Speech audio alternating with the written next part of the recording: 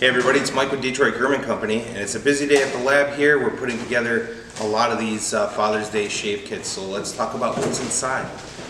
First, you'll notice that you have a before and after shave set. So you have shave gel and an aftershave lotion. Now both of these have eucalyptus, tea tree, and witch hazel in it to help your skin get over the harshness of being shaved with a razor.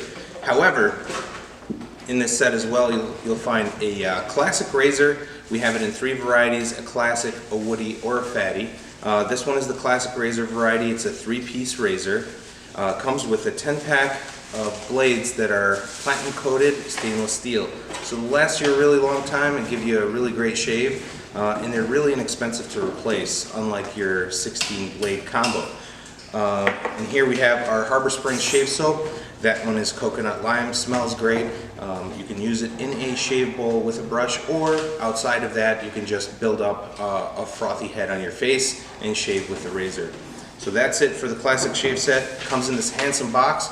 Great gift for Father's Day and something they can pass down as well. So thanks for joining us. Don't forget to check us out on our social feeds at Detroit Grooming on both Twitter and Facebook, and at Detroit Grooming on Instagram.